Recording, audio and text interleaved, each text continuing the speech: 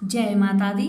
नमस्कार दोस्तों, स्वागत है आप सभी का हमारे YouTube चैनल लक्ष्मी शर्मा की कहानियां पर। ओम नमः भगवते वासुदेवाय। प्रिय भक्तजनों, आज आप श्रवण करेंगे श्रीमद् भगवत गीता पाठ चौथा अध्याय महात्म्य सहित। कृष्ण भगवान बोले, हे अविनाशी कर्मयोग को मैंने सूर्य से कहा, सूर्य ने मनु से कहा और मनु ने राजा इक्ष्वाकु से कहा। हे अर्जुन, इस तरह परंपरा से प्राप्त यह योग सब राजर्षियों ने जाना, परंतु अधिक समय व्यतीत होने से लुप्त हो गया। वही प्राचीन युग आज तुमको मैंने बताया है, क्योंकि तुम मेरे भक्त और मित्र हो। यह रहस्य अति उत्तम है। अर्जुन बोला, आपका जन्म तो अभी हुआ है और सूर्य का जन्म बहुत दिनों पहले हुआ था। मैं किस प्रकार मानूं सूर्य को यह योग आपने बताया था? श्री कृष्ण भगवान बोले, हे अर्जुन, मेरी व तुम्हारे अनेक जन्म हो चुके हैं। मुझे यह याद है और तुम भूल गए हो। मैं अनजन्मा अविनाशी संपूर्ण प्राणियों का स्वामी और अपनी प्रकृति से स्थित हूँ तथा अपनी माया से जन्मता हूँ। हे भारत, जब जब धर्म की हानि होती है और अधर्म की अधिकता होती है, तब तब ही मैं जन्म लेता हूँ। साधुओं की रक्षा, पापियों का विनाश और धर्म की स्थापना के लिए प्रत्येक युग में जन्मता हूँ। जो मेरे इस अलौकिक जन्म और कर्म का तत्व जानता है, वह मृत्यु होने पर फिर जन्म नहीं लेता और मुझ में लीन हो जाता है। इस तरह मोह, भय और क्रोध को त्याग कर मुझ में भक्ति रखकर कर्म कर और मेरी शरणागति हो। बहुत से मनुष्य ज्ञान रूपी तप से पवित्र होकर मुझ में मिल गए हैं। जो जिस भाव से मेरा पूजन करता है, इसको मैं उसी प्रकार का फल देता हूँ। जो मनुष्य लोक में कर्म सिद्धि की इच्छा करने वाले देवताओं का पूजन करते हैं, क्योंकि इस लोक में कर्म की सिद्धि शीघ्र होती है। मैंने चारों वर्णों की सृष्टि अपने अपने गुण और कर्म से की है। सृष्टि का कर्ता मैं ही हूँ, तथापि मुझे अकर्ता अविनाशी जानो। कर्म मुझको वृद्ध नहीं कर सकते तथा कर्म फल मेरी कामना नहीं है। इस प्रकार जो मुझको पहचानता है, कर्मों के बंधन में नहीं पड़ता। इस प्रकार समझकर प्राचीन मुमुक्षुओं ने भी कर्म किए हैं, अतः पूर्व पुरुषों के पहले ही किए गए कर्मों को तू भी कर। हे अर्जुन, कर्म क्या है और कैसे किया जाता है, इसके विचार में विद्वानों की बुद्धि भी चकरा जाती है। उस कर्म का वर्णन मैं तुमसे कहूँगा, जिसके जानने से संसार के बंधन से छूटकर मोक्ष की भागी होगे। कर्म, विकर्म और अकर्म तीन का जानना आवश्यक है, क्योंकि कर्म की गति अति गंभीर है। जो कर्म में अकर्म देखता है, वही पुरुष बुद्धिमान है, वही योगी और समस्त कार्यों को करने वाला है। हे अर्जुन, जो कर्म करने में कोई कामना नहीं रखता है और जिसके समस्त कर्म ज्ञान रूपी अग्नि से भस्म हो गए हैं, उसको ही पंडित कहते हैं। जो फल की आशा छोड़कर कर्म करता है और उनमें आसक्त भी नहीं रखता है तथा निराशय ही सदा संतुष्ट रहता है, ऐसा मनुष्य कर्म में घिरा रहने पर भी मानो कुछ नहीं करता है। सब कामनाओं को त्याग मन और आत्मा को बस में कर संसारी परमपंजों से छूटकर केवल शरीर से काम करते हैं, वे भी कर्म बंधनों से संतापित नहीं होते। देव योग से जो कुछ मिल जाए उसी में संतुष्ट रहता है। जो हर्ष, शोक आदि द्वंद्वों से मुक्त है, किसी से ईर्ष्या देश नहीं करता, कर्म की सिद्धि या असिद्धि में भेद नहीं समझता, वह कर्म करता हुआ भी उससे नहीं बंधता। जो फल की इच्छा नहीं रखता, वह वासना से दूर हो गया है। ज्ञान में जिसका मन अचल है, जो यज्ञ कर्म करता है, वे सब कर्म लुप्त हो जाते हैं। हवन करने का पदार्थ भी ब्रह्म है, आहुति देने वाला भी ब्रह्म है। इस प्रकार जिसकी वृद्धि में सब कर्म ज्ञानमय है, उसी को ब्रह्म प्राप्त होता है।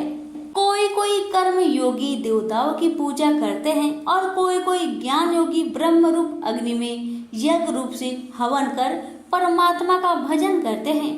कोई ऐसे हैं जो कि अपनी इंद्रियों को तथा सब कर्मों को संयम रूप अग्नि में होम देते हैं और कोई कोई इंद्रिया रूप अग्नि में इंद्रियों के रूप शब्द आदि विषय को होम देते हैं।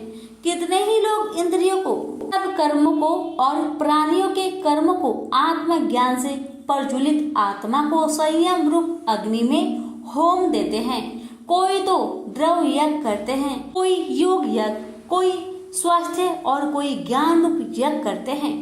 कोई प्राणायाम में तत्पर रहने वाले योगी प्राण वायु और अपना वायु का लय करते हैं। कोई आहार को निरंतर कम करते हुए प्राणों को शोधते हैं। ये सब यज्ञ वेता है और यज्ञ से ही इनके सब पाप नाश हो जाते हैं।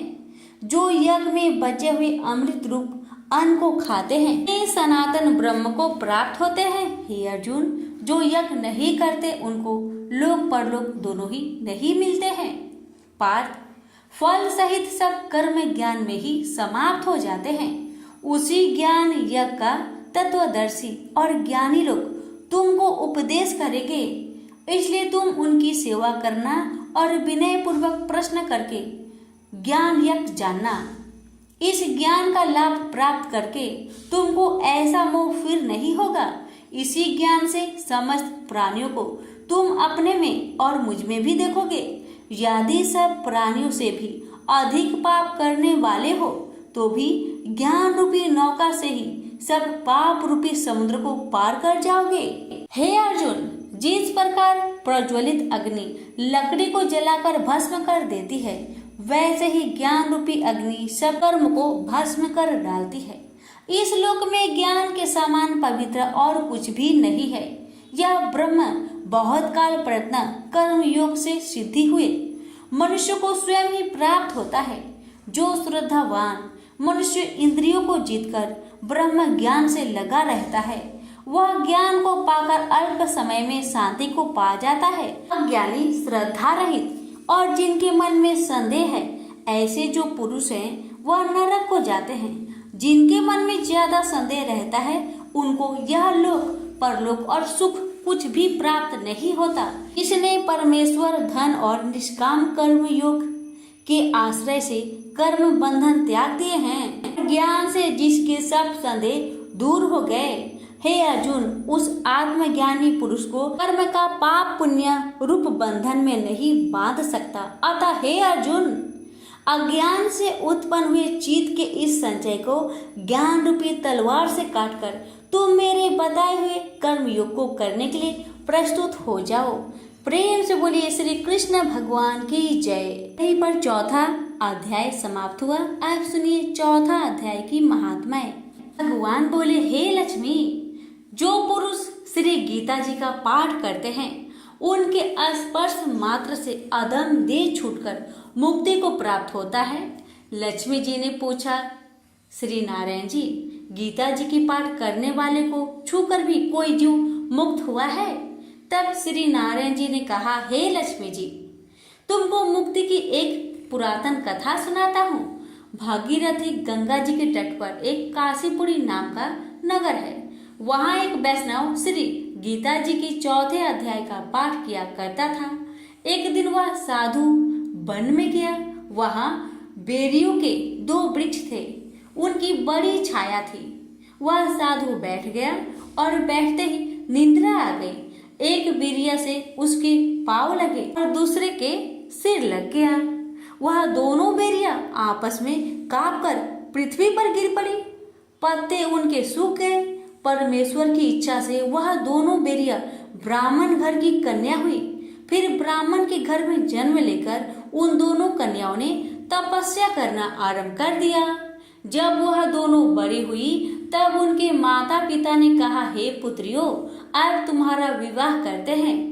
तब उन दोनों ने माता पिता से कहा, हम विवाह नहीं करेंगे। उनको अपने पिछले जन्म की खबर थी। उन्होंने कहा, हमारी एक यही अभिलाषा है कि वह साधु हमें पुनः दर्शन दे तो बड़ा अच्छा है। उनके मन में यही था कि वह साधु जिसके स्पर्श करने से हमें अधर्म देह से छूट कर यह देवदेही मिली है, वह मिली तो बड़ा अच्छा हो। यह विचार कर उन दोनों लड़कियों ने माता पिता से तीर्थ यात्रा करने की आज्ञा मांगी। तब माता पिता ने उन्हें तीर्थ यात्रा की आज्ञा दी। तीर्थ यात्रा करती करती बनारस में पहुंची तो वहां जाकर देखा कि वही तपस्वी बैठे हैं, इनकी कृपा से हम बेरी के देह से छूटे हैं। तब उन दोनों कन्याओं ने चरण वंदना की, हे संत जी, धन्य हो आपने हमको कृतार्थ किया है। तब साधु ने कहा, तुम कौन हो? मैं तुमको पहचानता नहीं। कन्याओं ने कहा, हम आपको पहचानते हैं, हम पिछले जन्म में प्रिया की योनि में थी। एक दिन आप वन में आए तो आपको बहुत धूप लगी थी, तब बेरिया की छाया तले आप आ बैठे। लंबासन होने से एक बेरी से आपके चरण लगे और दूसरी बेरी से सिर लगा, तो उसी समय हम बेरी की योनि से मुक्त हो गए। अब हमने ब्राह्मण के घर में जन्म लिया है और बहुत सुखी हैं। आपकी कृपा से ही हम मोक्ष को प्राप्त हुए। तब तपस्वी ने कहा, मुझे इस बात का पता नहीं था। अब तुम आज्ञा करो, तुम्हारी क्या सेवा करूं, क्योंकि तुम ब्रह्म स्वरूप उत्तम जन्म श्री नारायण जी का मुख हो। तब उन दोनों कन्याओं ने कहा, आप हमको श्री गीता जी के 4थे अध्याय का फल प्रदान करें, जिससे हम देवदेही पाकर सुखी हो जाएं। तब उस तपस्वी ने उन्हें गीता जी के 4थे अध्याय के पाठ का फल दिया। फल के देते ही आकाश से विमान आए। तब उन दोनों ने देवदेही पाकर बैकुंठ को गमन किया। श्री नारायण जी बोले, हे लक्ष्मी जी, ये 4थे अध्याय का महात्म्य है जो मैंने आपको सुनाया है। प्रेम से बोलिए लक्ष्मी नारायण की जय।